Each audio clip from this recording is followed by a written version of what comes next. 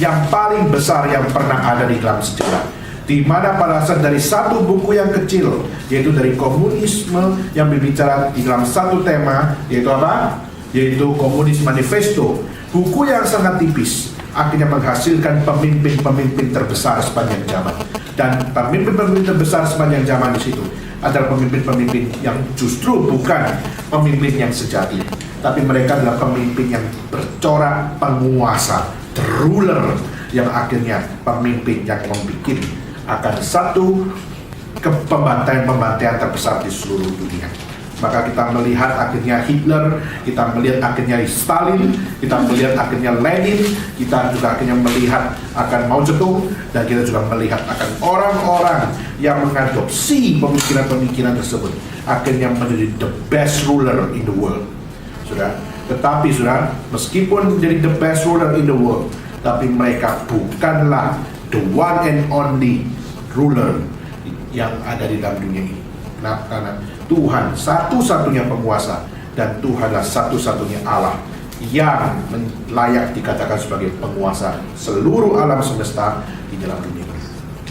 Maka saudara, hari ini saya akan melanjutkan bagian yang ketiga, yaitu saya akan membahas tentang the lack of Chinese communism di dalam kita mengerti bagaimana negara ini dari satu pemimpin yang dulunya, kalau kita melihat dari 2500 tahun yang lalu, Konfusius begitu membawa akan satu budaya, yaitu apa? Pada saat kita menjalankan Ren, pada saat kita menjalankan Li, pada saat kita menjalankan Xue, dan pada saat kita menjalankan akan apa yang namanya Te, semuanya itu dibawa di dalam tanggung jawab kepada Tian.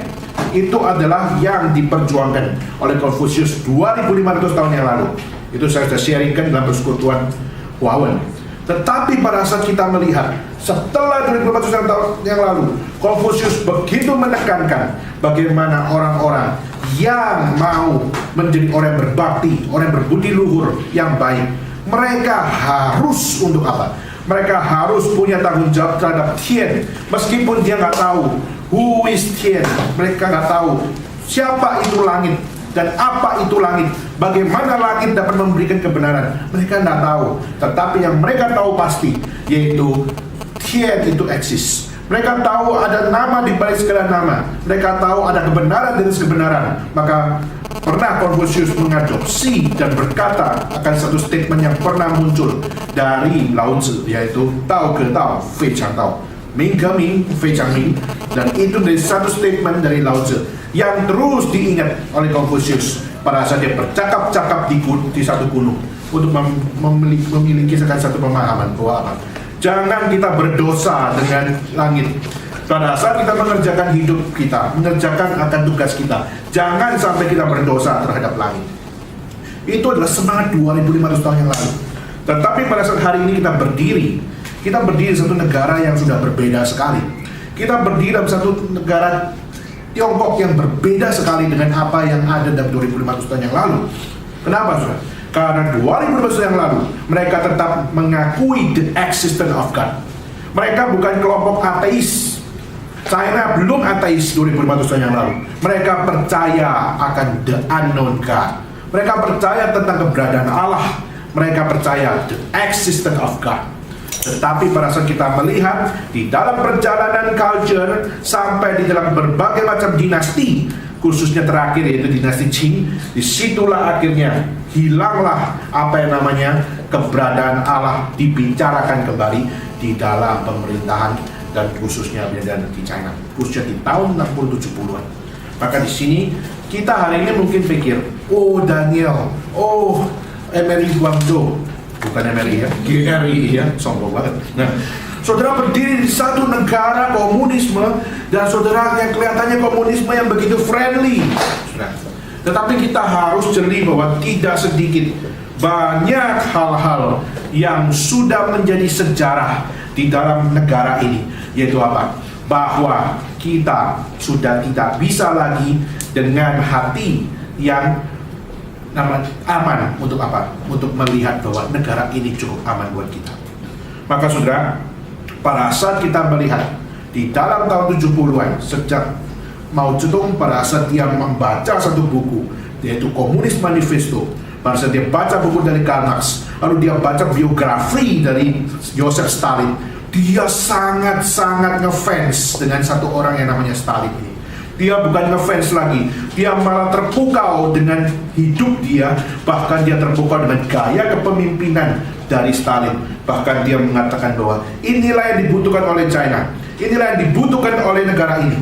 Maka akhirnya dia mengatakan bahwa negara ini harus penuh dengan satu konsep yang jelas, yaitu konsep komunisme menjadi satu konsep yang dibutuhkan. Maka sudah, pada saat kita melihat hari ini, ya, 10 tahun yang lalu kita melihat begitu banyak akan satu, nggak usah ribut, ya memang ya ada batu ya kenapa, gitu ya. 10 tahun yang lalu, pada saat kita melihat sejak Mao Zedong sudah tidak lagi menjadi pemimpin, di mana dia sudah meninggal dunia, akhirnya digantikan dengan Deng Xiaoping. Dan pada saat kita melihat dari Deng Xiaoping, akhirnya dari Jiang Zemin sampai akhirnya Hu Jintao sekarang. Dan pada saat kita nanti akan diganti oleh siapa lagi, kita nggak tahu. Tetapi pada saat saudara melihat, sejak dari zaman Mao Zedong, di mana di komunisme diberlakukan, kita melihat culture akhirnya didiamkan. Kita sudah tahu bahwa budaya tidak boleh ada. Tidak boleh ada Konfusianisme, tidak boleh ada namanya Taoisme, tidak boleh adanya kekristenan, tidak boleh ada yang namanya Islam, tidak boleh ada agama. Kenapa? Karena di dalam komunisme tercatat bahwa agama adalah pembodohan. Karena agama adalah satu hal tempat orang-orang penakut, tempat orang-orang pengecut, tempat orang-orang yang mengalami sakit jiwa. Maka berasal kita melihat di sini, berarti negara ini tidak perlu agama, tidak perlu kepercayaan, tidak perlu culture. Maka yang perlu adalah perjuangan. Maka fighting spirit, maka berjiwa patriotik untuk membela negara. Itulah yang menjadi number one. Maka state menjadi yang paling atas di dalam segala hal. Maka Tuhan didelete, dibuang ke recycle bin, dan tidak ada yang namanya vocabulary Tuhan di dalam komunisme. Dan itu pada saat diberlakukan oleh seorang Mao Zedong di negara ini. Maka akhirnya pada saat kita melihat di situ, negara itu waktu itu maju secara semangat. Mereka mengatakan Jayo, akhirnya mereka mengatakan Jayo, sudah. Dan pada saat kita melihat dulu semangat Jayo itu membakar akan orang-orang Chinese waktu itu. Mereka sama-sama kaya, mereka sama-sama miskin, mereka sama-sama berjuang, sama-sama makan nasi, mereka sama-sama makan akan kekurangan mereka. Sampai pada saat tahun 70-an kita melihat sejak komunisme menjadi asas dari dari Mao Zedong, akhirnya di situ negara semakin patriotik. Tapi di saat negara semakin patriotik, disitulah negara akhirnya luntur. Di dalam apa?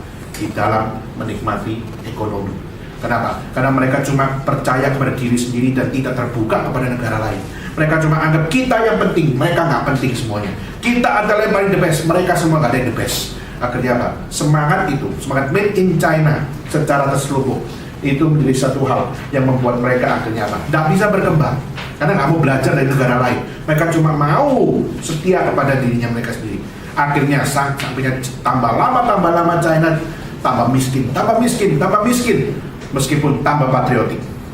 Akhirnya, saudara kalau tahu, akhirnya China pernah meminta bantuan secara keuangan kepada dua negara. Saudara pernah tahu negara mana yang menolong akan China pada saat mereka awal mula untuk mereka menjalankan konsep komunisme? Rusia? Siapa lagi? Apalagi? Negara mana lagi? Bisa tebak? Rusia, apalagi? Siapa? Negara mana lagi? Korea apa? Utara. Apalagi?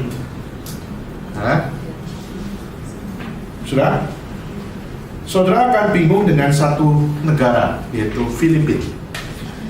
Filipina di tahun 70 dia termasuk dalam the Dragon Asia di dalam ekonomi.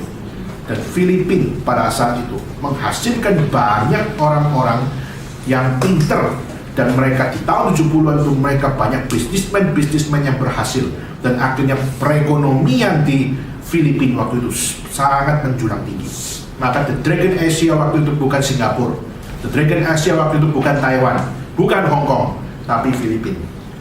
Dan di zaman tahun 70-an tidak ada lulusan S1 kerja di pembantu TKI di Hong Kong dan di Taiwan, tidak ada. Maka pada saat dulu di zaman tahun 70-an, Filipina adalah negara kaya, bahkan China dibantu oleh Filipina. Sekarang tahun 2012 kebalik, ya. Justru mulai dari tahun 2007 kita melihat bagaimana Filipina mulai ikut krisis dengan Indonesia, sama-sama hopeng sama Indonesia, dan akhirnya sama-sama mengalami krisis, sama-sama mengalami inflasi. Karena inflasi yang terlalu berat, akhirnya apa? Memanfaat. Akhirnya mulailah akan pengiriman. Sebenarnya bukan dari 2007, dari tahun 90-an itu sudah mulai. Cuma akhirnya itu terjadi beberapa kali akan krisis itu. Akhirnya semakin banyak orang-orang yang akhirnya mengadu nasib di negara orang.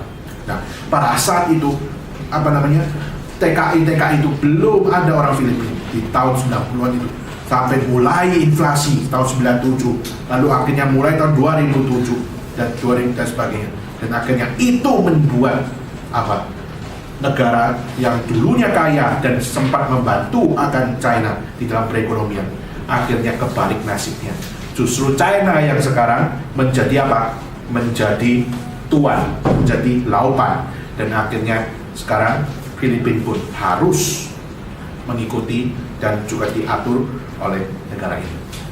Maka sudah pada saat melihat itu, setelah kita melihat komunisme dulunya begitu dengan miskinnya di dalam zaman Mao Zedong, sampai after Mao Zedong, akhirnya Deng Xiaoping berkata, Mao Zedong bodoh di dalam satu hal, yaitu apa? Mao Zedong bodoh di dalam tertutupnya untuk mau belajar dari negara lain. Maka dia mengatakan, tidak bisa, kita harus membuka diri, kita belajar dengan negara lain, tetapi bukan berarti kehilangan semangat komunisme. Jadi mari kita buka mata, tetapi hati kita tetap komunis. Maka mereka, Deng Xiaoping berkata, ayo kita buka lebar-lebar dan kita mengundang semua orang dari seluruh dunia untuk apa? Ayo datang jadi guru kami, jadilah akan teacher bagi kami, jadilah lecturer bagi kami. Untuk apa? Untuk kami dapat belajar. Dan juga kami menyediakan akan tempat, kami menyediakan akan tenaga, kami menyediakan sumber daya manusia. Supaya apa? Supaya kamu bisa pakai kami dan kami juga belajar. Akhirnya benar saudara, akhirnya banyak orang tertarik bagi China, apalagi dengan satu iming-iming, yaitu China menyediakan sumber daya manusia yang paling murah waktu itu di seluruh dunia. Ya. Dia mengatakan bahwa apa? Kami rela digaji rendah, kami rela digaji dikit, tapi kami mau belajar something. Akhirnya apa? Banyak investor-investor masuk ke China, banyak para laupan-laupan masuk ke China, sudah. Maka zaman Deng Xiaoping itu dari luar negeri banyak sekali masuk di dalam negara ini, dan akhirnya masuk begitu banyak juga akan apa? Akan media-media komunikasi, lalu juga masuk juga tren-tren di dunia, masuk buka kantor di China. Maka saat tempat kami tinggal di Beijing, gereja kita di Beijing itu sangat dekat dengan satu lokasi tempat perekonomian yang paling penting, khususnya dalam elektronik, pusat elektronik, dan juga kantor-kantor dari media-media komunikasi. Dulu kantor Yahoo, kantor Microsoft, lalu kantor dari Facebook, lalu kantor dari Google, itu semua berada sangat dekat dengan gereja. Cuma naik bis, cuma 2 stasiun langsung sampai. Maka setiap kali kita senang sekali pergi tempat itu. Kenapa? Karena di sanalah banyak juga kadang-kadang pada saat misalnya Cungkosinian atau apa, mereka jual produk mereka, lalu mereka punya promo-promo, misalnya laptop dan sebagainya, murah sekali. Ya, maka tapi yang menjadi ininya adalah ya produknya cuma mungkin 500 item, tetapi yang antri 5.000 orang. Ya. Jadi itu memang satu perbedaan yang sangat ini banget. Nah, saudara, China maksud itu, ayo datanglah kepada kami, datanglah, kami mau belajar dari kalian. Akhirnya begitu banyak orang datang. Akhirnya mulailah Nokia buka pabrik di Shenzhen waktu saya ingat. Lalu akhirnya pada saat mereka buka pabrik begitu banyak di Shenzhen, pabrik begitu banyak di mana itu, di Dongguan dan sebagainya. Lalu setelah mereka buka pabrik begitu banyak, sudah disitulah semangat komunisme mengalami revolusi. Bukan revolusi, sorry, evolusi. Yaitu apa? Kalau di zamannya Mao Zedong itu semangat komunisme itu hanya dibicarakan secara patriotik, tetapi di zaman Deng Xiaoping, no, justru semangat komunisme harus dijalankan di dalam hidup, dan yaitu bagaimana kita belajar dan kita berjuang. Maka akhirnya apa? Mereka belajar dan berjuang. Mereka rela pada saat mereka di dalam, misalnya di pabriknya Nokia, mereka kerja dari pagi sampai dari jam 8 sampai jam 5 sore. Setelah sampai jam 8 sampai jam 5 sore, mereka kerja dengan digaji sangat-sangat kecil. Tetapi jangan lupa, mereka dapat pengetahuan begitu banyak. Maka setelah mereka kerja sampai jam 5, mereka pulang makan. Setelah makan, langsung kerja lagi, saudara. Kerjanya di mana? Kerjanya di rumah. Pada saat saya 2001 datang ke China, saya datang mampir ke Shenzhen, saudara. Dan saudara, saya kaget dengan satu gang di satu gang itu banyak sekali rumahnya itu isinya dus-dus semuanya. Dan saya kaget, saudara. Semua itu barang-barang bagus-bagus, iPod palsu, handphone palsu, dan apa-apa yang palsu itu adalah hasil dari PR mereka, hasil dari homework mereka setelah mereka pulang dari mereka kerja dari pagi sampai sore. Malamnya mereka ngerakit sendiri. Setelah mereka belajar dari pabrik, akhirnya dia pulang ke rumah, mereka rakit lagi, mereka bikin lagi menurut yang mereka ingat, dan akhirnya mereka bikin akan begitu banyak, akan macam-macam handphone yang mirip sekali, maka sudah tidak bisa dibedakan. Maka salah satu kenapa ada satu merek di Indonesia yang dari Cina akhirnya menjadi satu merek yang sangat-sangat terkenal untuk low end ke bawah, yaitu merek Nexian. Nexian adalah salah satu jiplakan dari Nokia, dan Nexian di situ asalnya bermula dari home industry, dan home industry kok bisa menggoncangkan perekonomian sampai akhirnya Indonesia nggak ada Nexian untuk low end, itu juga susah. Maka sudah, masa kita melihat di sini semangat komunisme itu mulai mengalami evolusi. Akhirnya mereka bilang, nggak bisa cuma patriotik. Sekarang kita harus belajar secara ekonomi, kita harus mengerti apa itu hukum ekonomi, dan bagaimana kita harus mengenal teknologi, bagaimana saya harus mengenal akan knowledge, bagaimana saya harus mengadopsi something, dan saya membawanya, mempelajari semuanya itu dengan semangat komunisme. Maka sudah, akhirnya benar, banyak hal yang dipelajari. Maka Nokia jadi Nexian, lalu Nokia ada, saya dulu dapat lihat merek yang lucu-lucu, Nokia, Nobia, Noxia, dan sebagainya. Lalu akhirnya saudara, saya waktu kemarin di Xiamen juga ada motor made in China, persis Yamaha, yaitu pakai nama Yamaha. Wah, keren. Modelnya persis Yamaha, tapi waktu saya lihat ada cowoknya Yamaha dan sebagainya. Saya bilang ini luar biasa. Dan awalnya mereka bisa replika, mereka bisa bikin jiplakan itu bukan dari pabrik. Mereka tidak punya uang, saudara. Orang-orang Chinese waktu itu di tahun 70-an mereka bukan seorang yang banyak orang kaya. Orang kaya itu dikit sekali. Tetapi mereka mulai dari nol, berjuang dengan semangat komunisme. Yaitu apa? Nilai hidup itu bukan dari gaji yang kecil yang kamu terima. Kemarin ingat ya, semangat komunisme itu pada saat Karl Marx bicara apa?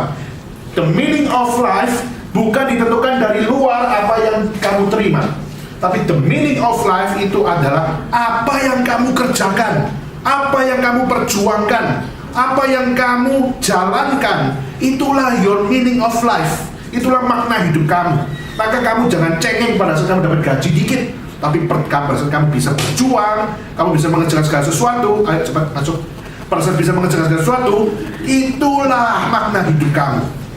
Maka saudara, orang-orang Chinese after tahun 70-an, mereka akhirnya begitu terbakar untuk apa? Aku mau maju tapi tidak punya teknologi. Aku mau maju tapi tidak punya ilmu. Aku mau maju tapi tidak punya akan hal-hal yang bisa mendorong saya. Akhirnya apa? Disitulah akhirnya orang-orang Chinese, mereka menerima begitu banyak investor-investor. Dan situ mereka sudah mereka belajar begitu tekun gimana untuk memperbaiki ekonomi. Dan itu terjadi.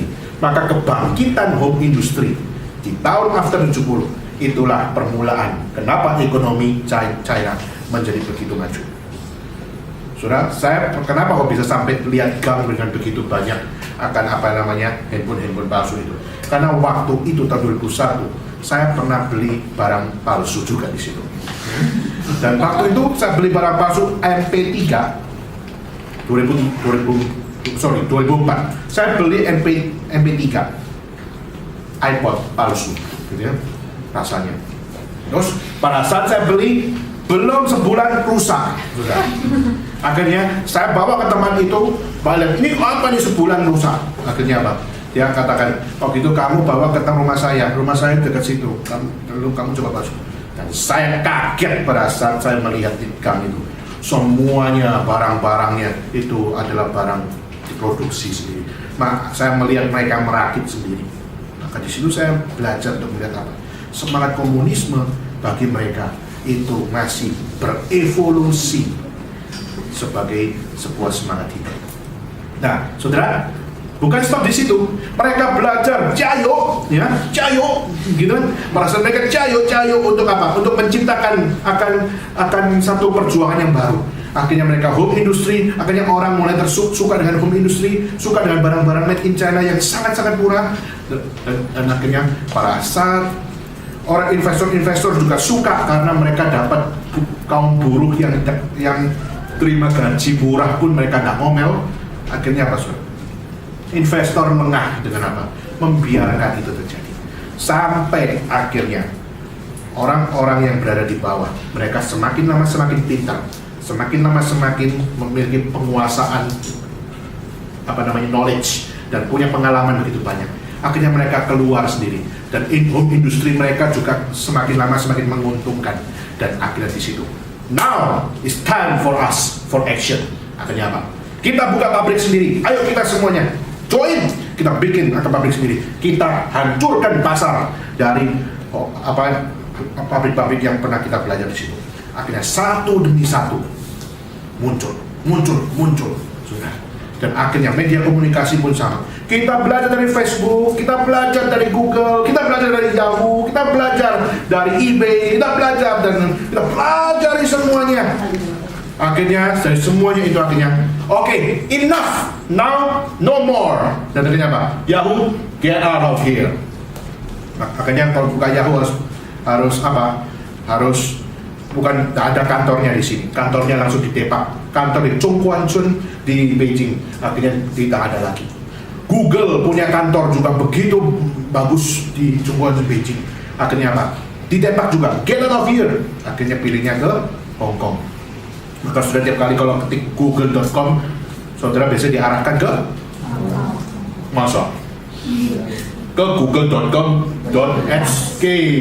Kalau saudara nggak pergi Hong Kong, maka saudara lihat, akhirnya satu demi satu kantor investor dulu, akhirnya satu demi satu didepak. Ya. Lalu akhirnya kita melihat apa? Misalnya dulu YouTube juga ada kantor di Beijing. Akhirnya sekarang pindah, langsung kantornya diisi sama Youku. Wah, saudaraan, saudara. YouTube sama Youku saudaraan atau kawin campur gitu ya, saudara. Saudara coba lihat, saudara. YouTube diupload dengan begitu bebas dulunya. Tapi akhirnya mereka sudah belajar, caranya begini, caranya begini. Sekarang, okay, it's time for action. Now, YouTube, get out of here. No more. Akhirnya apa? Bikin Youku. The person bikin Yogu, wah saudara, kita pun senang kan dengan Yogu, speednya juga cepat juga kan, ya kan, dan sebagainya. Lalu akhirnya Yogu menjadi terkenal. Akhirnya Google, lalu Yahoo itu yang dari search engine akhirnya juga tidak ada di China. Akhirnya Baidu, akhirnya apa? Baidu, lalu ada Sogo, lalu juga ada Soku.com dan sebagainya. Oke, saya nggak mempromosikan ini ya, barang-barang di China ini ya. Tapi sudah cuma lihat spiritnya yaitu mereka belajar dan dengan semangat komunisme mereka rela untuk apa? Aku rela digaji rendah, tapi aku punya akan satu misi, another mission, yaitu apa? Aku akan menciptakan satu semangat yang baru untuk apa? Membawa negara ini maju. Saudara ingat, komunisme itu dasarnya mereka yang paling tinggi yaitu siapa? State, negara. Maka mereka pada saat melakukan itu, mereka melakukan satu hal imitation untuk bagaimana dia belajar lalu dia menciptakan hal yang mirip atau hal yang hampir mirip. Semuanya itu dikerjakan untuk apa, saudara? Untuk memajukan, selain memajukan diri sendiri, memajukan apa? Memajukan negara. Orang komunis itu loyal banget, saudara.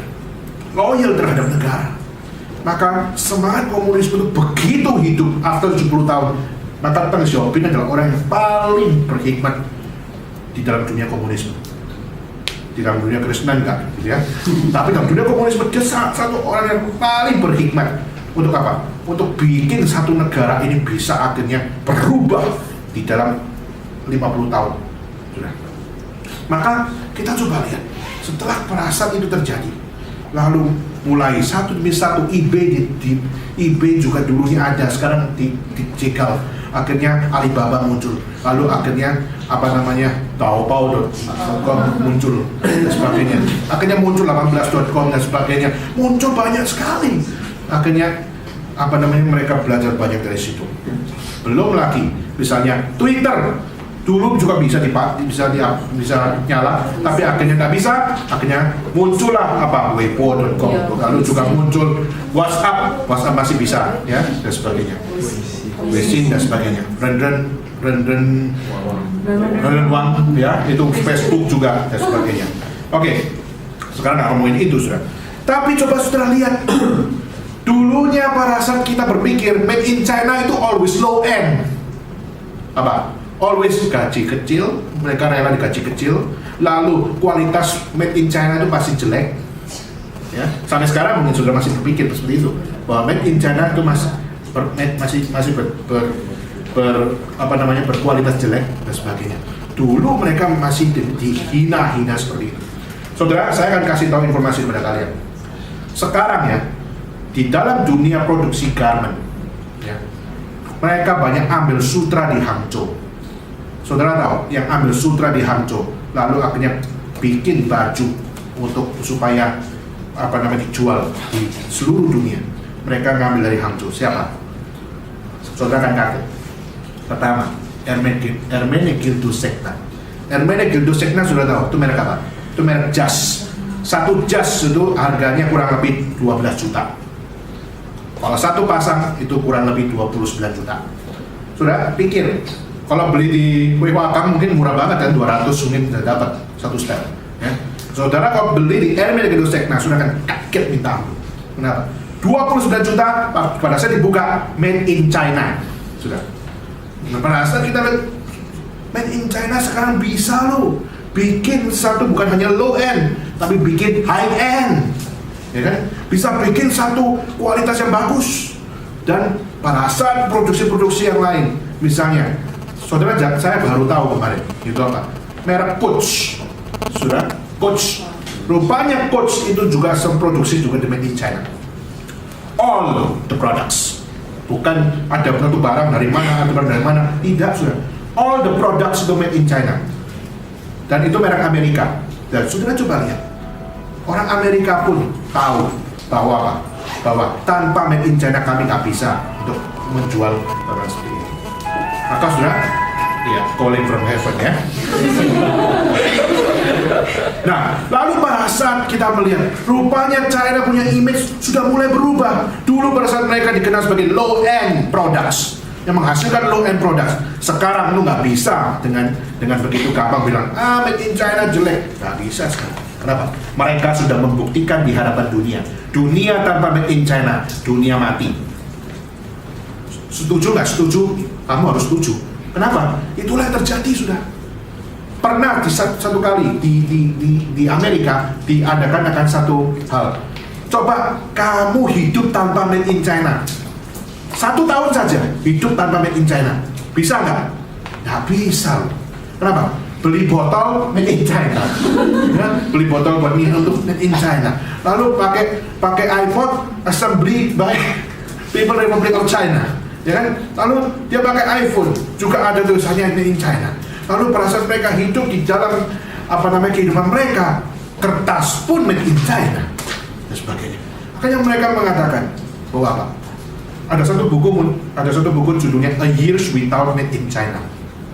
Itu ceritanya ada satu orang berusaha untuk hidup 1 tahun tanpa made in China. Tapi akhirnya mereka katakan there's no such thing. Nggak bisa.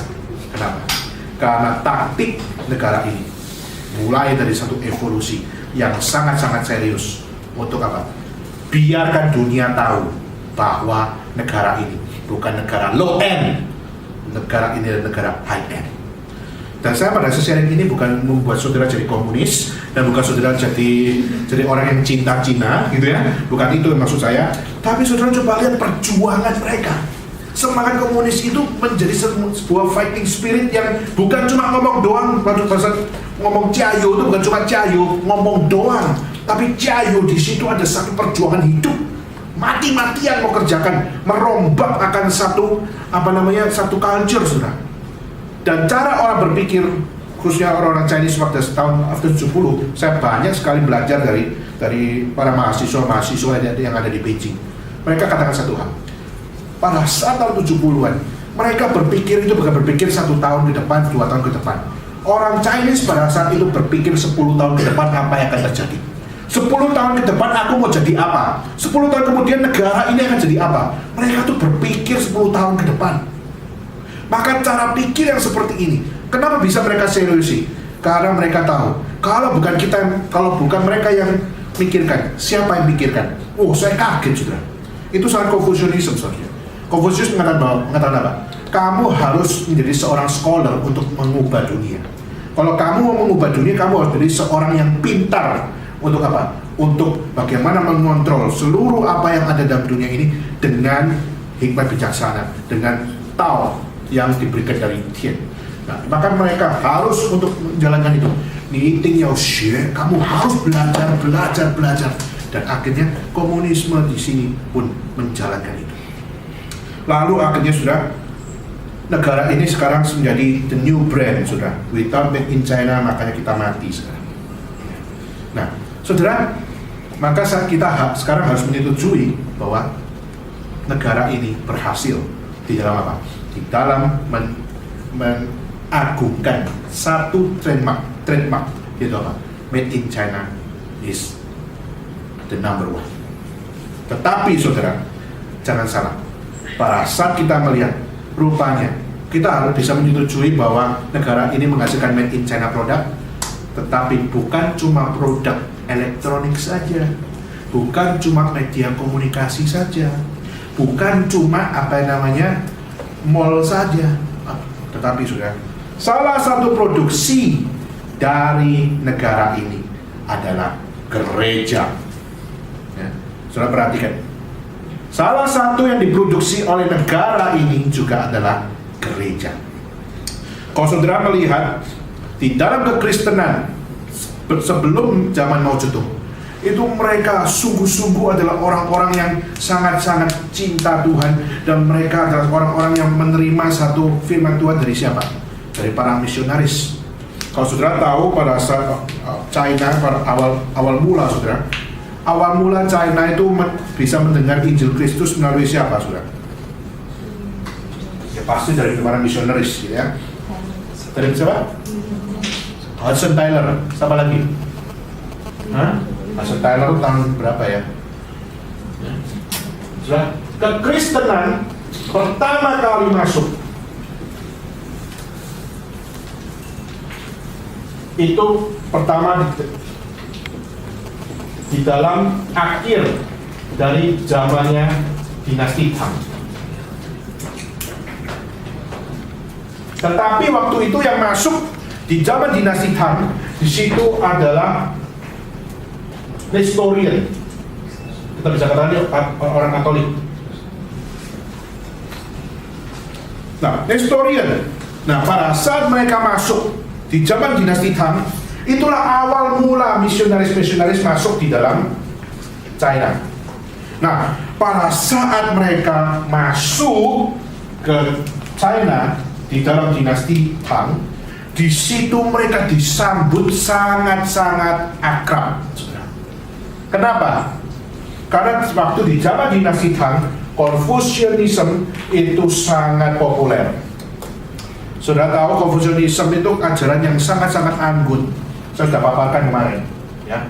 Seberapa saya di dalam persekutuan Bawen, gimana ajaran-ajaran dari Confucianism itu sangat agung dan sangat anggun dan juga sangat berguna di dalam membangun masyarakat dan sebagainya. Nah, waktu para misionaris dan Nestorian ini masuk ke China, lalu membawa Injil tentang Yesus Kristus, lalu mengajarkan isi dari Alkitab dan sebagainya, mereka langsung melihat, kok mirip ya agamanya orang Barat ini, agamanya orang Kristen ini, kok mirip ya sama ajaran dari kita, dari Confucius dan sebagainya.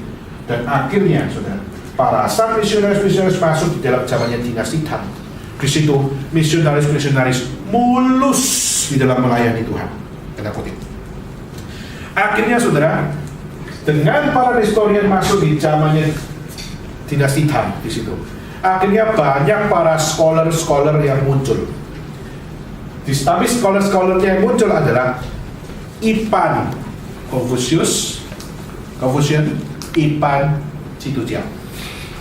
Hebat ya? Ike Sikwa, Ipan Ge, Ipan Ika, ya.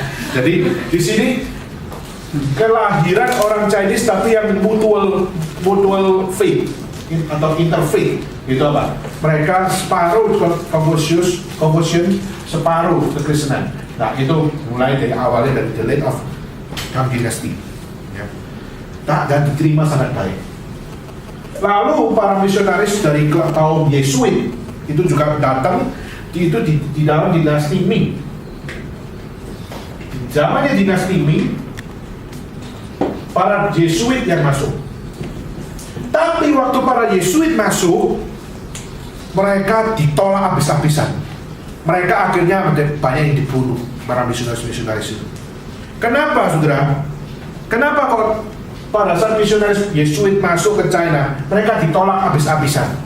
Mereka bahkan diusir dari China, bahkan banyak yang mereka mati. Karena pada saat Yesuit masuk, mereka bawa apa? Pertama, mereka banyak bawa Western culture,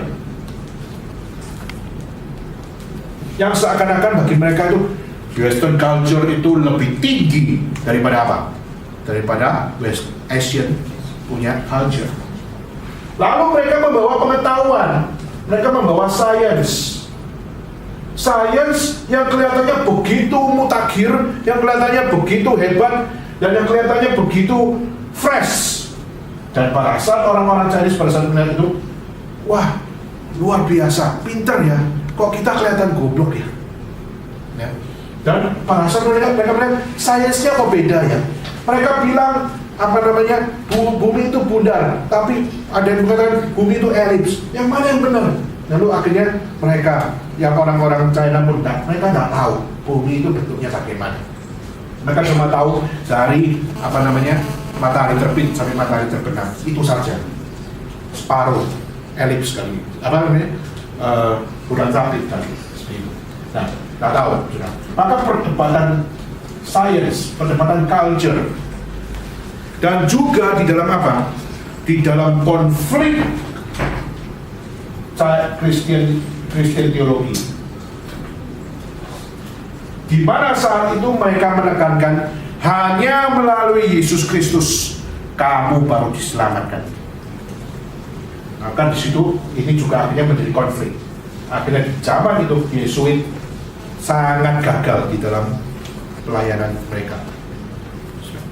Tapi meskipun mereka gagal di dalam pelayanan dalam jangka panjang, mereka banyak menghasilkan para misionaris baru. Banyak orang-orang lokal yang akhirnya menjadi orang Kristen dan juga mereka akhirnya memberitakan Injil, dan akhirnya orang-orang yang dihasilkan dari para misionaris ini pun akhirnya menjadi hamba-hamba Tuhan. Ya. Dan yaitu di dalam pada saat akhir dari zaman Qing Dynasty. Disinilah negara mulai mengambil bagian. Kalau kita melihat awalnya di akhir dari dinasti Qing, lalu itu dimulai dengan munculnya akan komunis China. Disitulah kita melihat komunis China akhirnya menjadi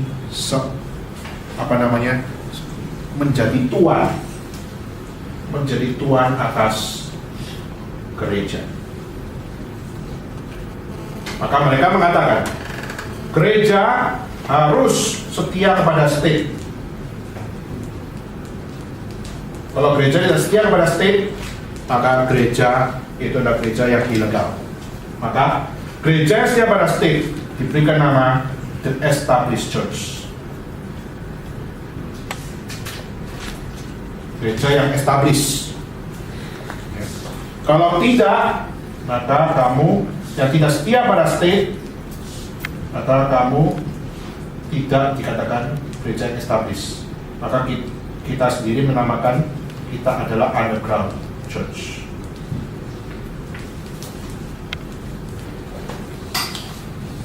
Nah, meskipun demikian, meskipun kita melihat akhirnya gereja terbagi menjadi dua, tetapi bukan berarti akhirnya gereja stop. Gereja akhirnya muncul denominasi, saudara, baik yang state maupun baik yang underground. Muncullah denominasi yang besar sekali arusnya. Jadi arus denominasi yang sangat besar. Pertama yaitu liberal. Liberal di sini yaitu mereka tidak percaya Yesus adalah Tuhan. Jadi gereja tapi percaya Yesus itu cuma guru kayak Konghucu. Maka gereja baik established, baik underground. Saya bisa katakan bahwa berarti underground church, not every underground church itu adalah the true church. Kenapa? Karena mereka mengajarkan bukan kebenaran yang sejati. Mereka mengatakan Yesus itu sama saja sama Konghucu, sama-sama Buddha, itu sama aja. Itu liberal. Ada tokohnya, saya nggak tahu, saudara tahu nggak? Saya juga nggak tahu. Bu Yao Zhong. Kali ini saya sedang berusaha untuk belajar tentang teologi yang ada di negara ini, saudara. Dan saya berusaha mencari informasi supaya apa? Selama saya tinggal di China, saya tidak mau kehilangan apa yang menjadi pengetahuan yang seharusnya ada dalam pengalaman saya. Lalu muncul kelompok namanya kelompok fundamental, yaitu kelompok, kita bisa katakan kelompok reform atau evangelical. Nah, kelompok reform dipegang oleh satu orang namanya Wang Mingtao. Wang Mingtao itu orang yang luar biasa. Dia percaya betul bahwa Yesus itu adalah satu-satunya akan filsafat hidup, di mana saya tidak boleh untuk membuang nama dia dan apa yang menjadi pengajaran dia. Kalau saya membuang, maka saya adalah seorang traitor. Maka dia pernah sudah, waktu itu dia pernah untuk ditawarin untuk menjadi hamba Tuhan di Established Church. Lalu dia hampir berkata iya, tetapi dia mengatakan, aku kok kayak seperti Petrus ya, seperti Petrus yang menolak Yesus 3 kali. Maka dia mengatakan tidak, saya nggak mau jadi kayak Petrus, saya nggak mau jadi kayak Yudas. Akhirnya apa? Kembalikan saya ke penjara. Dan akhirnya 13 tahun dia masuk penjara. Dan di dalam 3 tahun penjara ada satu informasi bahwa apa? Wang Mintau masa dia masuk penjara, tahu sudah. Makanannya dicampur apa? Minumannya dicampur apa? Wah, nggak berani minum lu pasti. Waktu dia makan, makanannya dicampur tai, bukan tainya dia, tai orang lain. Wah, setiap ada apa? Nurumin campur tainya Capiko. Aduh, tragis banget saudara. Terus saudara, air minum dicampur air kencing saya. Saudara coba bayangin, 13 tahun dicekokin seperti itu. 13 tahun makannya adalah makanan campur tai teman selnya. Lalu minumannya dicampur air kencing dari apa namanya, dari para soldier, para tentara-tentara selama 13 tahun. Pada saat dia keluar dari penjara, giginya udah rontok semuanya. Kenapa? 13 tahun makan makanan campur racun. Mana ada gizi? Gak ada gizi kan? Kalau gak ada gizi, kurang kalsium, apa yang terjadi? Tulang pasti keropos, gigi pasti gak punya kekuatan kan? Rontok semuanya. Bahkan cuma dipegang, udah langsung putus. Sudah, seorang hamba Tuhan dengan fundamental, dengan kembali kepada reform teologi, berkata apa? Tidak kompromi, no compromise. Itu apa? Aku harus membawa iman kekristenan, harus hidup, tidak boleh main-main. Wih saudara, dia buktikan dengan 13 tahun makan tai dan apa namanya, minum air kencing campur air. Saudara, ini luar biasa saudara. Saudara nggak ngalamin seperti Wang Mintau. Saudara harus bersyukur bahwa saudara di dalam keadaan yang tidak seperti Wang Mintau. Seharusnya saudara lebih no compromise daripada saudara pada saat hidup enak tapi akhirnya saudara menjual diri dan sebagainya. No compromise, itulah semangat kekristenan. Lalu muncullah kaum ketiga, yaitu apa namanya, kulturalis. Jadi kekristenan yang modelnya adalah kulturalis. Saya juga Zhao Jichen, ya saya juga nggak tahu ini nulisannya gimana, gitu. Saya cuma dapat informasi, dan dia punya teologi kulturalis, yaitu apa? Yaitu nggak perlu ke gereja, nggak apa-apa. Pokoknya hatimu connect sama Tuhan. Jadi nggak perlu established church, nggak perlu apa namanya underground church. Cukup kita ketemu ngomong-ngomong aja, cukup. Kita sharing dengan Tuhan, cukup.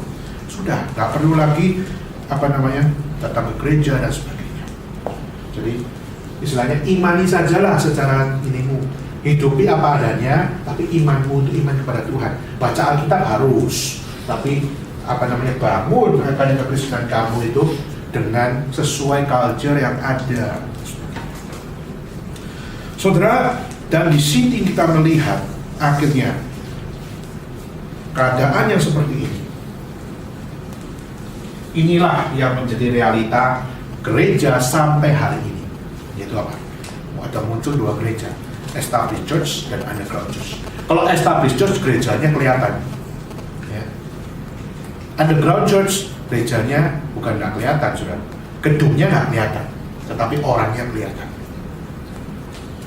Kemarin pada saat anak-anak Beijing keliling untuk mencari tempat untuk pas Natal, mereka dapat satu hotel. Waktu itu mereka senang, oh, ini boleh disewakan asal kamu tanya sama yang nyewa jam sebelumnya, karena biasanya dia suka tambah ekstra jam biasanya. Kalau kamu mau pakai, kamu harus minta kepastian bahwa dia tak ekstra jam. Oh iya, waktu itu yang sebelumnya itu apa?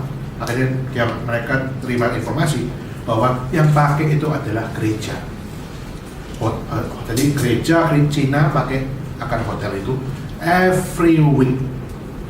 Lalu di every week akhirnya kita tanya dapat informasi gereja itu gereja apa dan sebagainya, dan sudah akhirnya kita tahu bahwa mereka meskipun pakai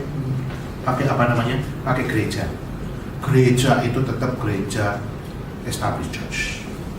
Jadi selain gereja yang ada gedungnya established church, ada loh gereja established church tetapi mereka pakai gedung hotel. Maka saya akhirnya mengatakan, jangan, sudah cari hotel lain. Kenapa? Jangan kita bodoh gali lubang sendiri dan masuk sendiri. Ya. Maka harus punya hikmat bijaksana untuk mencari. Ya. Maka ini bukan main-main, saudara. Kekristenan akhirnya menjadi sebuah produksi dari komunisme. Walaupun Bang Minto dia pilih di dalam underground church, ya. Tetapi saudara, saya ingin sharing satu hal. Pada saat gereja diproduksi oleh komunis, dia bukan cuma produksi gereja. Jadi bukan hanya gereja yang diproduksi oleh negara. Mereka memproduksi sekolah teologi. Jadi hamba Tuhan kalau tidak jebolan dari sekolah teologi dari negara, kamu nggak boleh berkhotbah atau nggak boleh untuk menjadi gembala di dalam gereja-gereja established church. Dan dari seminari menghasilkan apa? Para hamba-hamba Tuhan, para pastor. Produksi negara. Akhirnya menghasilkan siapa? Para teolog-teolog, pemikir-pemikir dari produksi gereja. Dan dasar mereka Alkitab pun produksi negara. Saudara, inilah kalau kita melihat komunisme mengalami evolusi, bukan cuma secara ekonomi, termasuk secara kekristenan. Mereka menjalankan evolusi di dalam komunisme. Kenapa saya sharingkan hal ini, saudara? Saya ingin saudara membuka mata lebar-lebar. Bahwa kita bukan hidup di Indonesia, tahu? Ya? Kita bukan di Indonesia. Di Indonesia bebas.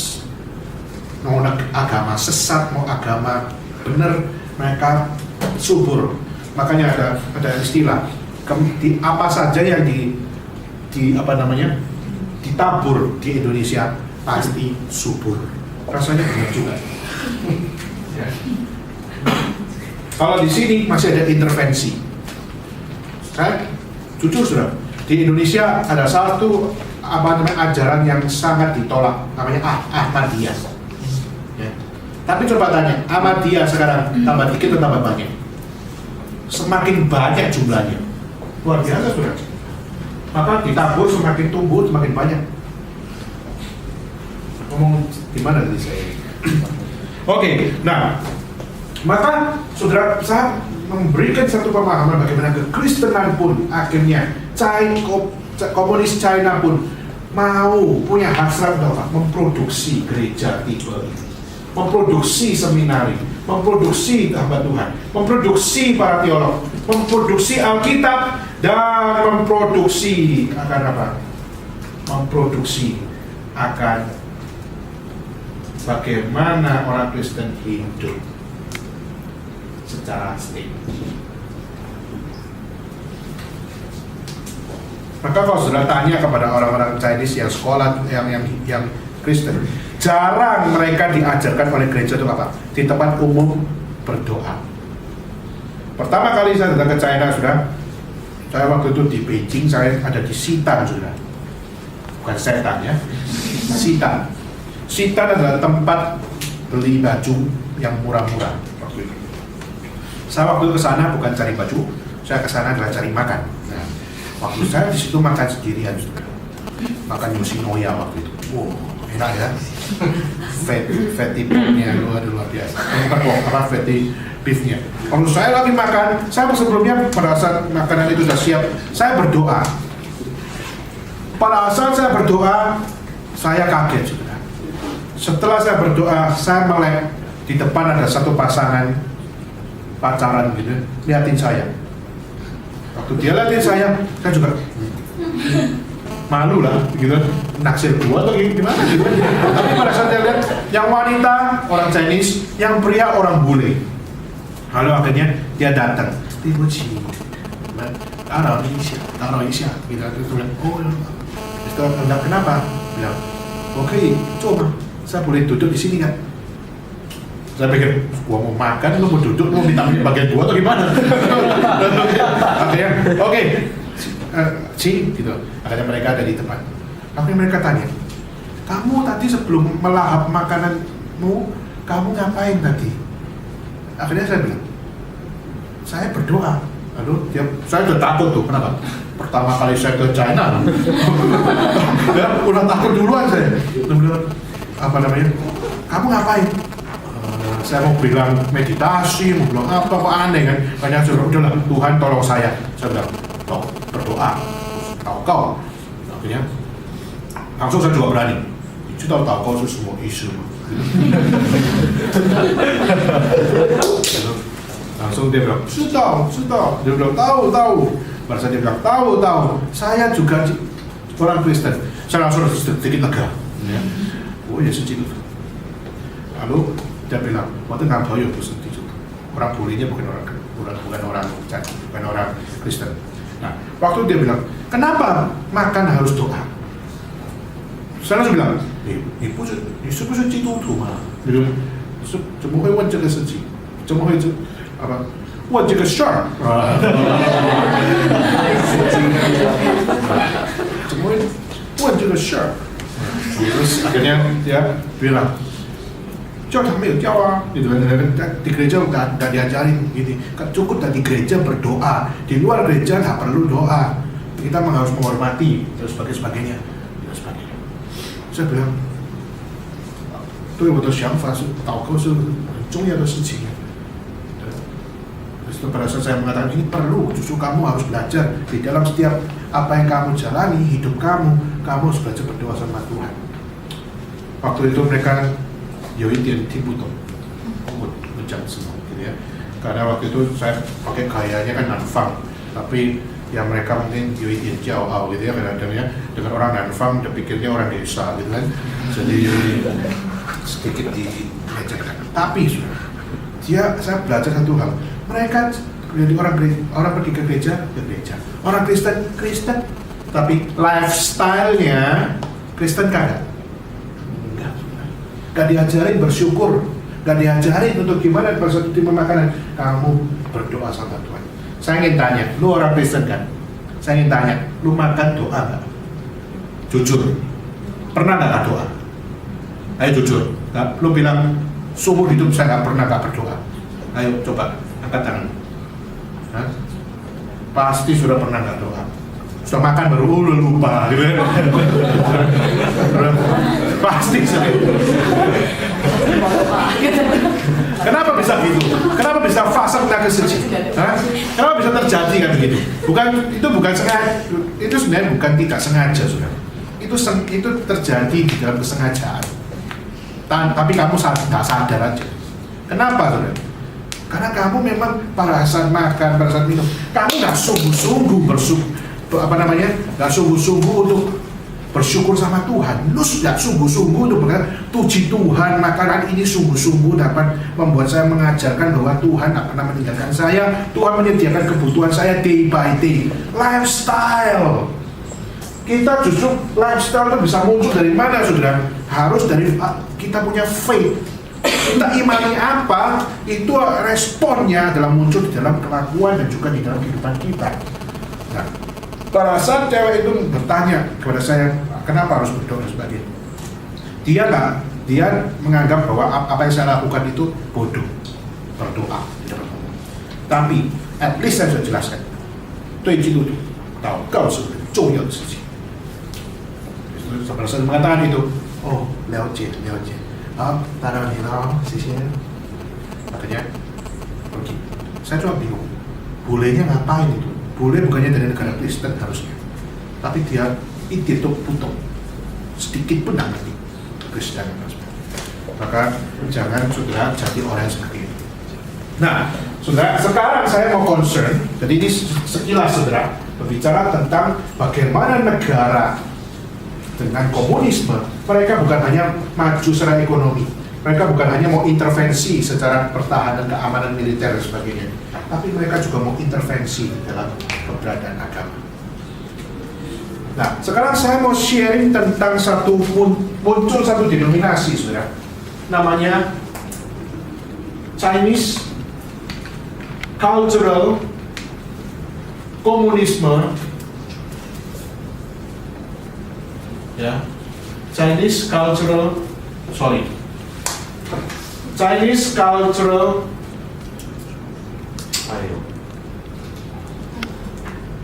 Christian Cultural Communism. Jadi orang Chinese Kristen tapi cultural plus komunisme. Ya.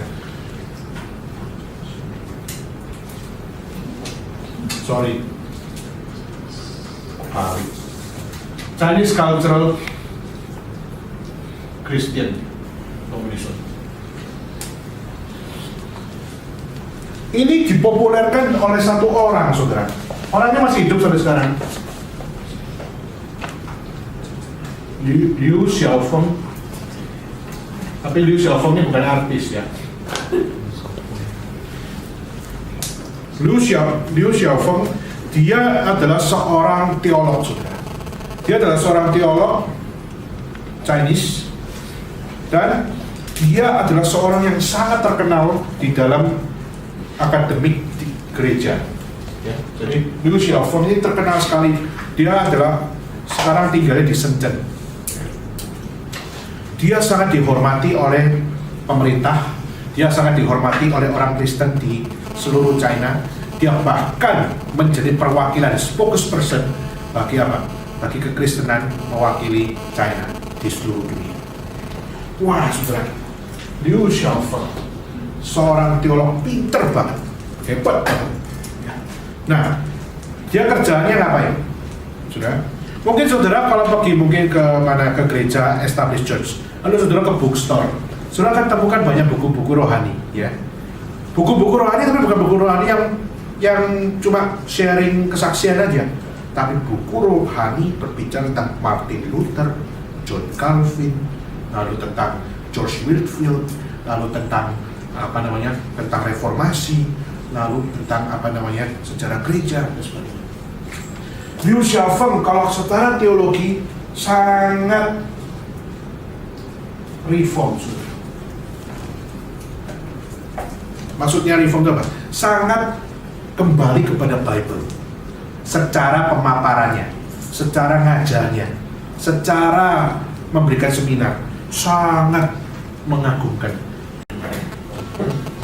Tapi saudara, orang ini Liu Xiaofeng pada saat dia menjadi seorang yang sangat dikagumi oleh negara China dan bahkan mewakili negara China untuk bicara kekristenan, dia sangat mencintai gereja. Lalu akhirnya dia mempublish buku-buku gereja yang sangat-sangat bermutu.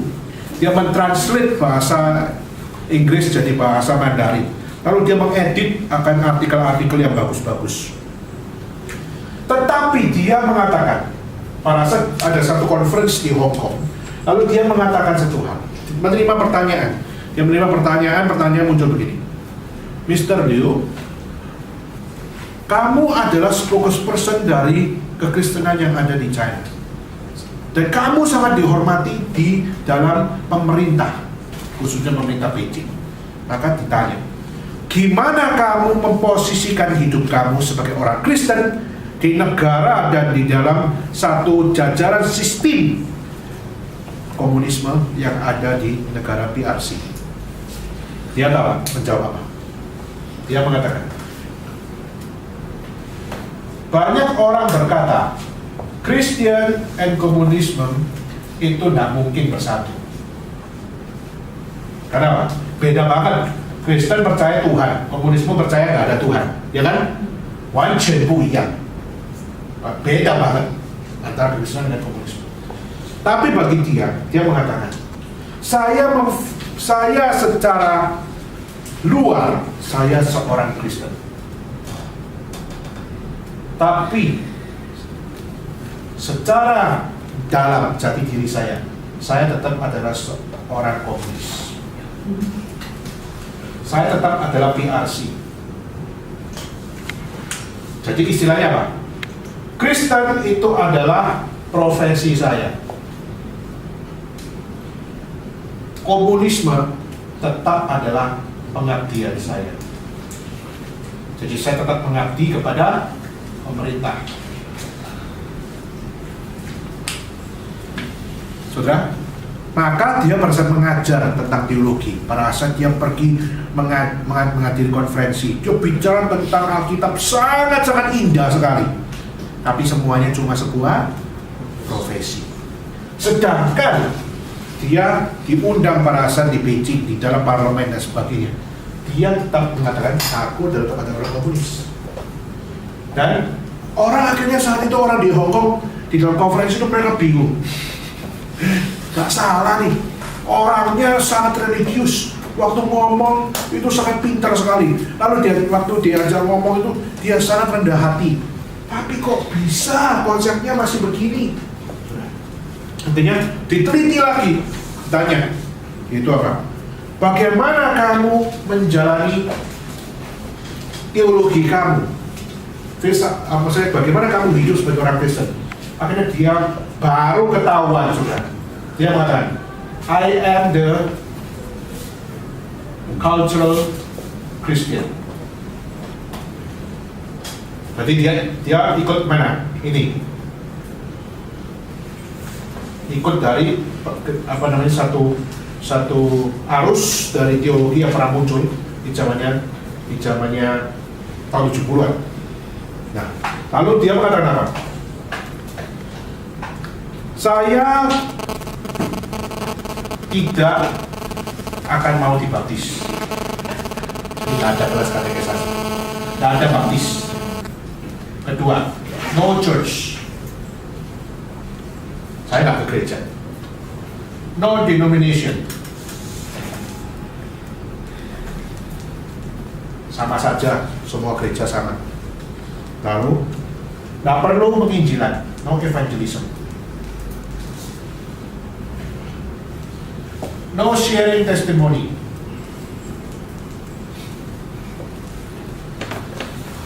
Kalau, oke, jadi orang Kristen, lo nggak usah dibaptis, nggak usah pergi gereja, nggak usah ikut denominasi, nggak usah penginjilan, nggak usah memberikan kesaksian.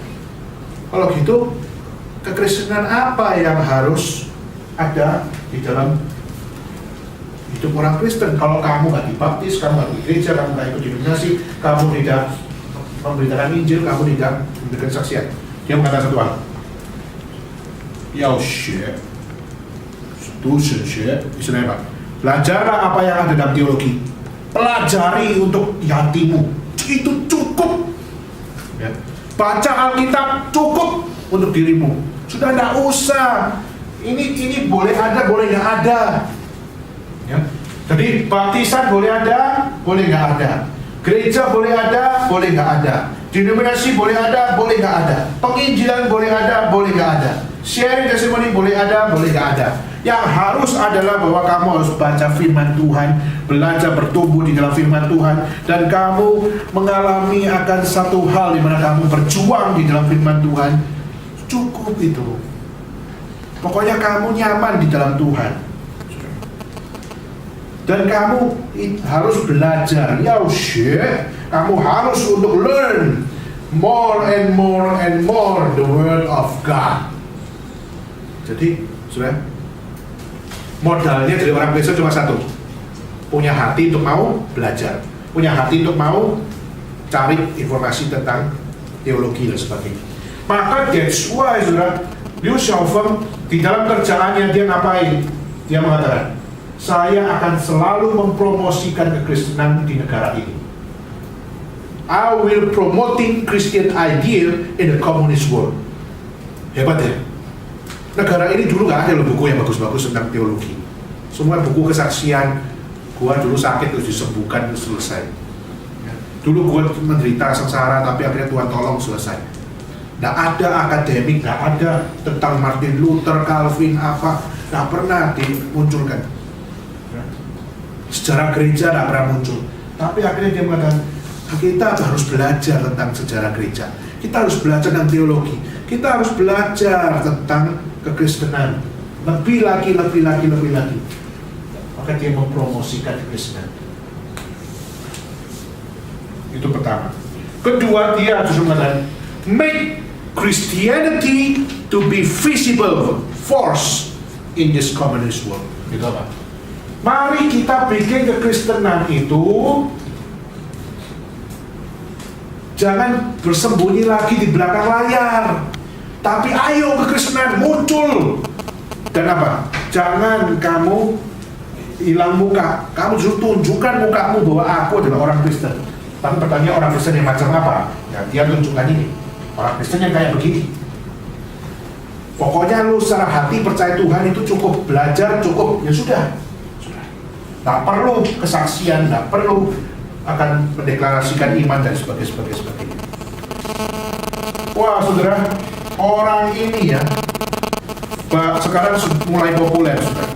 Akhirnya kekristenan pun sudah mulai muncul model yang seperti ini. Saya nggak tahu di Guangzhou bagaimana, tapi yang saya tahu sudah muncul orang-orang Kristen yang model seperti ini. Nggak mau dibaptis, nggak mau datang ke gereja, cukup apa? Cukup ikut live streaming saja di rumah sambil makan citato, sambil makan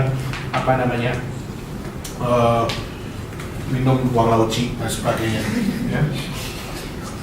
Nggak perlu ke gereja, lewat online juga bisa, ya kan?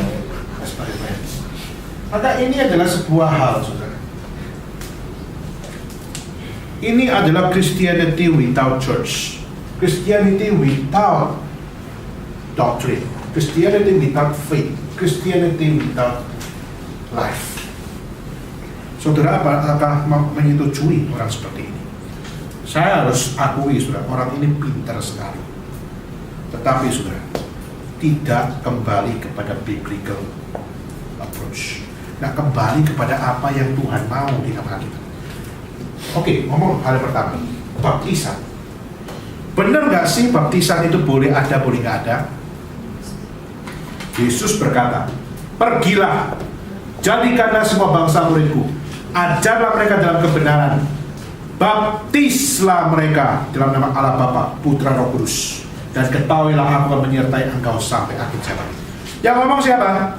Yesus. Berarti pada saat Yesus berkata, baptislah mereka dalam nama Allah, Putra, Roh Kudus. Jadi baptisan itu harus nggak? Harus. Tapi memang di dalam Alkitab ada orang yang dibaptis selamatkan, ada. Kenapa? Baptisan nggak menyelamatkan kamu. Yang menyelamatkan kamu adalah Yesus Kristus. Tapi bukan berarti baptisan tidak boleh ada.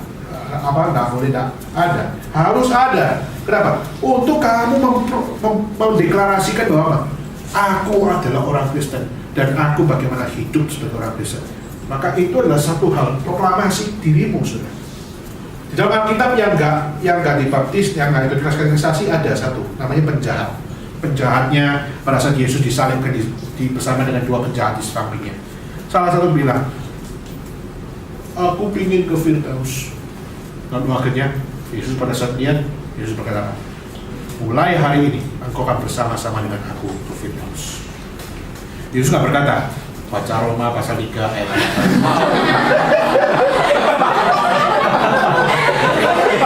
Yesus nggak berkata apa? Buka Yesaya pasal 6. Teologi of worship di situ. Ya. Tuhan nggak bilang apa? Bacalah buku Calvin, buku Luther. Nggak ada, belum ada. Maka sudah lihat. Memang ada bahwa apa? Baptisan memang tidak menyelamatkan. Tapi bukan berarti baptisan not necessity di dalam hidup kita masing-masing. Maka itu adalah satu hal yang harus kita pegang sama-sama. Lalu kedua, tidak attend the worship of the church, tidak ikut kebaktian gereja. Saya ingin tanya, nah sekarang saudara kan sudah datang ke gereja, sudah sering kan ya kan? Sering nggak? Senyum-senyum aneh gitu. Sudah sering datang ke gereja. Saya ingin tanya, kenapa kamu datang ke gereja? Wah, langsung nunduk, menginginkan cipta. Kenapa kamu datang ke gereja? Ayo dong, orang Kristen. Kenapa lu ke gereja? Belajar firman. Luar biasa. Apa lagi? Hah? Kenapa lu datang ke gereja? Bersekutu. Oke. Kenapa lu datang ke gereja? Ayo dong. Jangan malu-malu dong. Hah? Bertemu Tuhan. Benar. Kebutuhan. Oh, karena itu kebutuhan. Kebutuhan rohani. Oh. Oke. Apa lagi? Hah? Halo, tentang gereja kenapa? Saudara, pada saat kita melihat datang ke gereja, ini adalah sebuah hal yang simpel, saudara. Tapi Alkitab banyak sekali memberikan akan ayat-ayat yang mengajak saudara untuk apa? Datang ke gereja. Pertama adalah expression of our love to God. Kita mengekspresikan cinta kasih kita kepada Tuhan karena Tuhan sudah mengasihi kita. Dan pada saat kita datang ke gereja, kita satu sisi datang memuji Tuhan, kita berdoa kepada Tuhan karena aku mau belajar mengasihi Tuhan. Di saat Tuhan mengasihi saya lebih kepada kita. Itu adalah Mazmur 22 ayat 22. Kedua, kenapa datang ke gereja? Karena dengan engkau datang ke gereja, engkau bertemu dengan kelemahanmu sendiri. Karena dengan engkau dengar khotbah, kamu tahu betapa menjijikkannya engkau, betapa engkau gak kudus, betapa kamu tidak banyak tahu kebenaran. Justru kebenaran kamu dapatkan pada saat kamu datang ke gereja. Good point, ya. Karena dengan firman Tuhan. Dengan engkau dengar firman Tuhan, kamu lebih dikuatkan secara spiritual. Ada spiritual strength di situ. Efesus 6:10-18. Ketiga yaitu datang ke gereja, kamu diundang oleh Tuhan. Untuk apa? Untuk di dalam hati Tuhan dipertemukan dengan firman-Nya, dipertemukan dengan kebenarannya, dipertemukan dengan apa yang menjadi hal yang seharusnya mengisi hidup kita, hidup lebih suci. Tanpa kita datang ke gereja dan bersama-sama belajar firman Tuhan yang benar, bersama-sama, maka saudara tidak akan mengalami kesucian itu bersama-sama. Saudara, menjadi orang suci itu bukan cuma gua suci. Ya bukan. Kalau secara nama dia, iya, gua suci. Yang lain bukan namanya suci. Memang. Tapi yang saya maksud adalah aku suci dan aku mau yang bersama-sama dengan aku adalah orang-orang suci juga. Ya. Maka perkumpulan orang-orang suci, perkumpulan orang-orang benar, perkumpulan orang-orang kudus. Kata itu bukan kata biasa, saudara, tapi kata itu ditujukan kepada ditujukan kepada kita, bahwa kita masih beribadah di gereja. Kita sedang bertemu dengan kelemahan kita, yang dimana Tuhan memanggil kita berkumpul orang-orang kudus. Saudara, gak layak loh kita dipanggil orang kudus. Gak layak kita dipanggil orang benar. Gak layak kita dipanggil orang yang beriman. Kenapa? Kita gak cukup iman, kita gak cukup kudus, kita gak cukup di dalam benar. Tapi Tuhan berkata, inilah perkumpulan orang-orang benar, bukan perkumpulan orang-orang fasik. Wah, what a great privilege. Tapi jangan label doang ya. Oh, aku orang benar loh, label. Tapi kita hidup gak benar, hidup Tuhan lah. Ya, maka itu tidak jadi benar. Lalu keberapa tadi? Ketiga, keempat, yaitu datang ke gereja justru engkau menjalankan atau menjalani fellowship bersama dengan saudara seiman, baik secara vertikal maupun secara horizontal. Jadi pada saat kamu datang ke gereja, secara vertikal aku belajar dari Tuhan, aku mengasihi Tuhan, tapi aku juga jangan lupa bahwa aku mengasihi Tuhan, aku juga harus mengasihi sesamaku. Dan sesamaku adalah sesama siapa?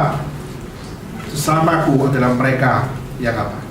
Yang hidup bersama-sama di dalam iman, di dalam pengharapan, dan juga di dalam kasih. Tetapi konsep Alkitab kasih sama manusia itu menembus semua orang. Tetapi di dalam gereja pun kita diajar untuk mengasihi sesama kita. Jadi ini adalah sebuah latihan rohani untuk kita belajar, ya. Lalu yang terakhir yaitu kenapa kita harus ke gereja? Karena gereja adalah satu aplikasi dari hukum Taurat.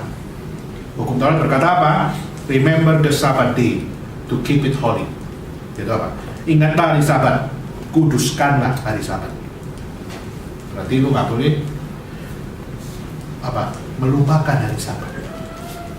Tapi dan kamu jangan untuk apa? Tidak menguduskan hari Sabat. Saya ingin tanya, seringkali kita menguduskan hari Sabat, seringkali kita mengingat hari Sabat atau tidak? Nah, kalau saudara merasa ada something di hari Sabat yang akhirnya saudara mau nggak mau harus akhirnya bertanya, gimana ini? Hari Sabat harus dikuduskan, hari Sabat harus diingat. Tapi seringkali kita cenderung untuk apa? Tidak lagi menguduskan hari Sabat. Kita cenderung untuk apa? Tidak lagi mengingat hari Sabat. Maka di sini hari Sabat adalah sebuah aplikasi. Bagaimana kita sudah tahu doktrin, ya. Kita sudah tahu pengajaran tentang firman Tuhan. Maka aplikasi datang ke gereja adalah aplikasi mengingat hari Sabat Tuhan. Mengingat kita perlu menguduskan diri kita di dalam firman yang kudus. Ya. Lalu tanpa penginjilan, saudara, gereja tanpa penginjilan adalah bunuh diri. Ya. Kenapa, saudara? Kenapa kita memberitakan Injil? Kenapa gereja harus untuk sharing the gospel? Kenapa gereja harus untuk apa? Untuk memberitakan Kristus sebagai satu-satunya juru selamat dunia. Pertama, yaitu karena pemberitaan Injil itu adalah perintah Tuhan. Ya. Karena Allah dengan otoritasnya berkata, pergilah, jadikanlah semua bangsa muridku. Makanya sebuah order of evangelism, dan itu dikerjakan bukan oleh sebagian orang, harus dikerjakan oleh semua orang. Kedua, kenapa pemberitaan Injil harus dikerjakan? Kedua, karena bagi Tuhan pemberitaan Injil adalah serius bagi gereja, serius bagi kekristenan di dalam hidup manusia. Ketiga, karena Tuhan menyertai orang-orang yang memberitakan Injil.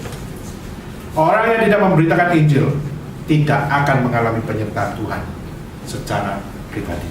Tapi orang yang memberitakan Injil dengan penyertaan Tuhan, di situ orang yang tahu betul arti sebuah pemberitaan Injil. Sudah, waktu saya mungkin pernah sharing kepada kalian, ya. Pada saat saya menjalani satu pemberitaan Injil, saya pernah visit ke satu tempat, sudah, daerah Pademangan di Jakarta. Ada yang rumahnya daerah Pademangan? Nggak ada. Pademangan, waktu saya masuk dalam satu daerah Pademangan, di situ banyak sekali orang yang orang luar pulau yang hidupnya sangat-sangat sederhana di situ. Nah, waktu itu kita di sana, saya bersama dengan satu penginjil bersama-sama ke situ, dan heran juga, banyak anak-anak kecil di situ, dan mereka godain saya. Mereka godain saya. Kenapa? Ya mungkin cabi-cabi gitu ya. Tapi mereka godain saya. Saya kurang suka dengan anak-anak yang terlalu nakal. Akhirnya pada saat mereka, ini, ayo om ini om, udah rasa tua loh. Ayo om sini om, ayo main om. Akhirnya saya bilang, oke, main. Akhirnya dia bilang, mau dengar cerita nggak? Iya. Ini loh, om dulu orang berdosa. Oh, sekarang nggak dosa lagi? Dosa sih, tapi waktu itu pernah jatuh dalam dosa, diselamatin sama satu orang. Oh iya, namanya siapa? Namanya Yesus. Oh, Kristenisasi ya. Bukan kristenisasi, surganisasi. Dia bilang, saya mau ngomong tentang surga, mau bicara tentang Allah, mau bicara tentang ini. Akhirnya saya cerita. Lalu akhirnya kelihatannya berhasil. Datang ke gereja. Akhirnya saya dipinjemin mobilnya dari papanya Esther.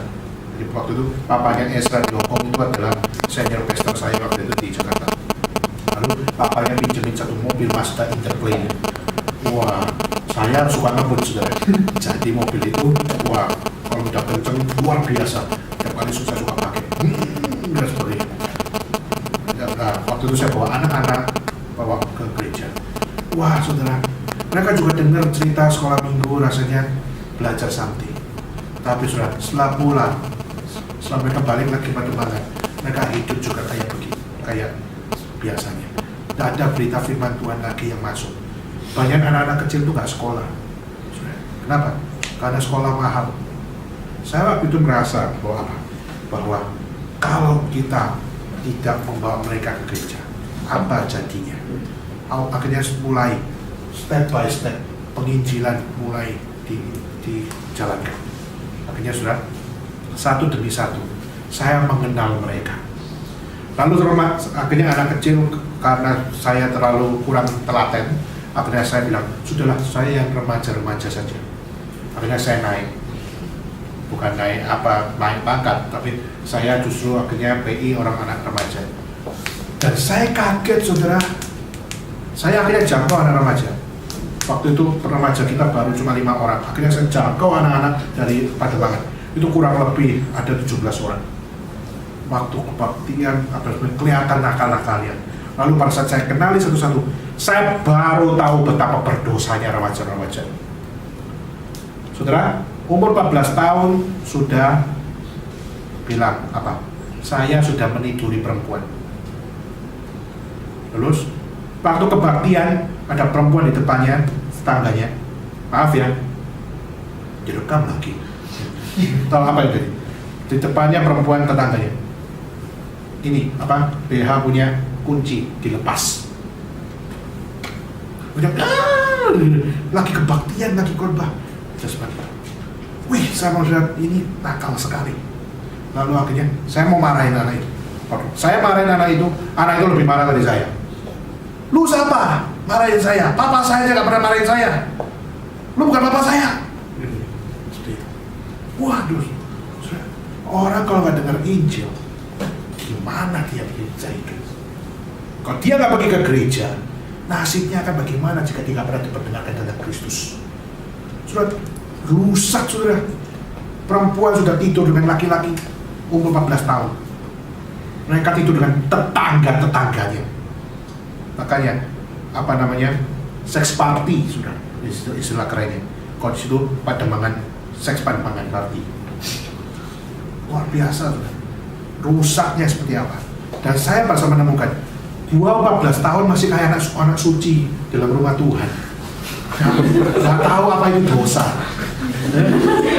Tadi saya waktu tadi di Hongkong, si siapa namanya, si Ezra juga berkata, saya dulu lahir di mana? Saya lahir di Institut Reform. Lalu apa? Tiap hari hidupnya dalam gereja, tidak pernah keluar dari gereja. Setelah keluar dari gereja baru lihat rusaknya dunia. Ya. Saya mengatakan, saya sekarang pelayanan, saya melihat rusaknya pemuda-pemudi yang tanpa Injil, tanpa Kristus, tanpa mereka datang ke gereja dan menerima firman yang dapat peduli mereka suka tidak suka, mereka harus dengar. Supaya apa? Supaya mereka bertobat.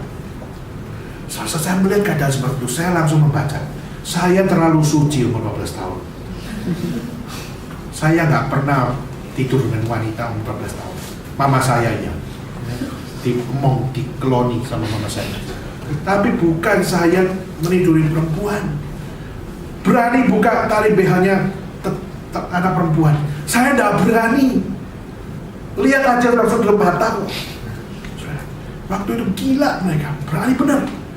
Bahkan pada saat mereka marah, tetangga nggak ada hubungan keluarga. Kalau sudah marah, tampar deh. Wih, saya masih lihat, ini temen loh, saling tampar biasa. Waduh, pada saat sudah lihat seperti ini, coba lihat, tanpa Kristus mereka hidup. Tanpa Kristus, etika mereka tidak dididik, pengertian mereka nggak dididik. Terus datang ke gereja, mereka masih datang ke gereja, bilang, gua datang ke gereja dapat apa? Kasih makan kan? Kalau kasih makan, kasih duit, aku mau datang. Kalau nggak dikasih makan, nggak dikasih duit, aku nggak mau datang. saudara teror kita malah. Akhirnya apa? Ada makanan. Oh ya, sampai di sana saya mau bilang apa? Rohani, kan? Dan nggak ada makanan, rohani. Dan dia satu sisi marah, tapi akhirnya saya juga lemah waktu itu. Ya udah, tak beli nasi goreng. Ya, akhirnya saya beli nasi goreng 5.000, 6.000. Saudara coba lihat, banyak orang-orang yang seperti ini. Jika mereka nggak terima Injil, jika mereka nggak terima akan pengajaran gereja, mereka nggak terima akan didikan gereja, saudara, akan jadi apa mereka? Maka saudara, saya akan sharingkan ini untuk mengajak saudara untuk ayo kita terbuka mata. Banyak orang-orang rusak di sekeliling kita. Saya jujur, pasti teman-teman kita ada yang suka kelapik kan, ya kan? Saudara pernah coba-coba, ya? Saudara pasti saudara punya teman yang nggak beres. Pasti saudara punya teman yang addicted dengan something yang out of Christian doctrine. Nah saudara, it's time for action for you now. Adalah waktunya bagi kamu mulai belajar untuk apa? How to declare the word of God. Gimana kamu belajar memberitakan Injil? Dimulai dengan apa? Dengan hal yang biasa. Kamu dari mana? V? Mana V? Oh, dari mana V? Oh, Kelabinggo. Dari Kelabinggo. Pemberitaan Injil nggak selalu bilang apa? Bertobatlah kamu, karena kamu adalah perempuan yang tidak benar pergi ke Kelabing. Nggak bisa gitu. Pemberitaan Injil nggak harus begitu. Tapi pemberitaan Injil bisa apa? Kelabing not good loh. Kamu kan cuma melampiaskan apa dan sebagainya. Kamu harusnya tak perlu ke sana. Tempat yang paling menarik itu bukan Kelabing. Tempat yang menarik adalah rumah Tuhan. Mau ikut aku? Nggak mau. Ya lu misalnya dia nggak mau dan akhirnya sudahlah gini aja. Ini cara anak biji. Saya rasa ini perlu boleh ditiru dan boleh tidak ditiru. Gitu. Ayo, kalau kamu bisa nggak Kelabing, bisa nggak pergi ke Kelabing, maka apa? Maka aku akan kasih kamu hadiah. Terus bilang, hadiah apa? Terserah lu mau apa? iPad? Oh iya, benar ya? Oh iya, gua kasih lu iPad kalau lu nggak pergi Kelabing. Saudara, akhirnya apa? Ditahan-tahan. Dia bilang, gua kasih lu iPad. Tapi kalau kamu ketahuan pergi Kelabing, kamu harus bayar harga. Kamu harus ke gereja sama gua. Beneran terjadi di Beijing. Akhirnya apa? Anak itu bilang, wih gila, ke gereja gitu. Akhirnya gimana ya? Akhirnya dia berkata, ya sudahlah. Tapi bener ya, gua mau Kelabing iPad ya. Iya. Akhirnya perjanjiannya 1 semester. Nggak tahan saudara pergi Kelabing. Dia Kelabing terus. Dan dia diam-diam supaya jangan kasih tahu si itu ya. Oh, gue pergi Kelabing ya. Akhirnya pergi Kelabing. Karena yang satunya nggak pernah pergi gereja kan, nggak pernah pergi Kelabing dan jadi nggak tahu. Sampai akhirnya kedengaran dari temannya. Oh, kapan tuh gue ketemu dia di mana tuh di propaganda itu. Udah ketemu dia. Oh, dia pergi Kelabing ya. Iya, langsung akhirnya. Gua tagih lu. Lu sudah dosa lu sama gua. Menipu gua dan sebagainya. Dasar anak Kelabingan. Akhirnya dia langsung mengatakan bahwa oh iya gua nggak sanggup. Udah nggak iPad nggak apa-apa. Nggak iPad nggak apa-apa. Gereja, ayo. Lu sudah janji. Akhirnya apa? Ya udah pergi ke gereja. Padahal anaknya cuma bilang sekali aja lu ke gereja. Nggak mau sudah. Mendingan dapat iPad daripada sekali pergi gereja. Akhirnya beneran sekali pergi gereja. Dan saudara tahu, setelah sekali pergi gereja, mulai man自己了解自己untuk apa? Gua butuh gereja. Jadi ada buahnya saudara. Tapi memang ini nggak semua orang bisa. Kenapa? Lu belum tentu mau beli dia iPad kan? Ya kan? Tapi sudah itu keberaniannya itu luar biasa. Akhirnya dia datang ke gereja itu bisa 50-50 gitu Pak. 50-50 yaitu dia mungkin datang ke gereja cuma sekali, setelah itu dia tidak akan meninggalkan gereja. Dan kemungkinannya juga adalah dia datang ke gereja dan akhirnya tertarik dan dia ikut gereja. Itu 50-50. Tetapi saudara, memberitakan Injil itu banyak caranya. Tinggal kamu niat kagak memberitakan Injil. ada kemauan tidak memberitakan Injil. Itu saja problem kita. Maka pada saat anak ini bilang, saya ngajak anak ini saya ngajak Bob ini ya, Bob mana? Oh, iya. Saya ngajak Bob itu lucu caranya. Gimana? Caranya begini. Saya ini kita awal dulu bilang, gila lu ya, ngawur lu ya, gini. Tapi jangan dan akhirnya kita ada gereja dan sebagainya. Dan anak itu sekarang juga bilang, saya mau dibaptis. Sekarang di Beijing ada kelas baptisan. Saya senang sekali karena orang-orang yang saya ajar di kelas katekisasi adalah orang-orang yang bagi saya berdosa banget, langganan kelabing. Tapi akhirnya mereka justru berkata, aku mau berubah. Sudah, maka hari ini kenapa saya mengatakan right or almost right? Kita jangan jadi orang Kristen yang katanya Kristen, tapi you are not true Christian. You're almost right Christian. Tapi saya mau saudara untuk apa? Ayo, kita jadi orang Kristen yang sungguh-sungguh. Kita jadi orang Kristen yang benar. Kita jadi orang Kristen yang setia pada kebenaran. Jangan ditipu dengan begitu banyak macam-macam orang-orang yang menghalalkan segala cara dengan mengorbankan iman kepercayaan. Maka, shall we, kita berbagian di dalam gereja ini memberitakan Injil, baik dalam KKR Natal maupun juga di dalam acara yang lain, dan juga biarlah lifestyle kita memberitakan Injil menjadi sebuah kehidupan dan kehidupan masing-masing. Mau saudara? Mau?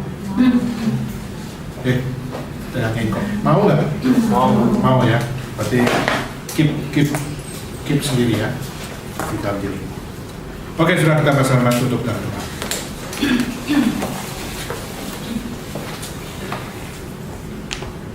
Tuhan surga, kami berterima kasih atas sesi yang sudah Tuhan pimpin dari awal sampai akhir, khususnya untuk setiap kami dapat membaca bagaimana kami seharusnya menjadi orang-orang Kristen yang sungguh-sungguh sesuai dengan kebenaran Tuhan.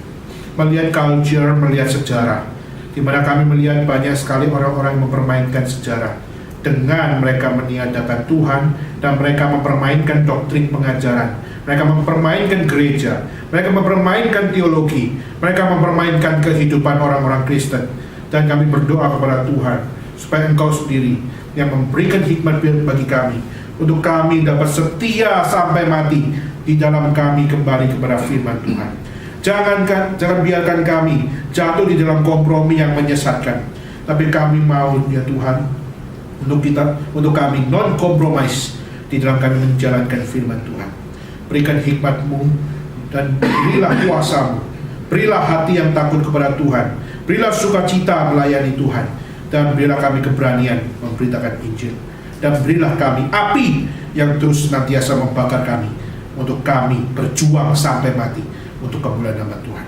Masih banyak jiwa yang belum kenal Tuhan, dan kami berdoa memohonnya Tuhan. Banyak jiwa yang rusak, banyak jiwa yang berdosa, yang butuh akan Engkau. Dan Tuhan, pakailah kami. Jika bukan orang Kristen yang memberitakan Injil, siapa lagi yang harus pergi memberitakan Injil? Tuhan, inilah doa kami, doa seruan kami yang kami serahkan di dalam nama Yesus Kristus. Ajar kami Tuhan bertumbuh di dalam kebenaran. Yesus, Yesus, dengar doaku, janganlah Engkau lalui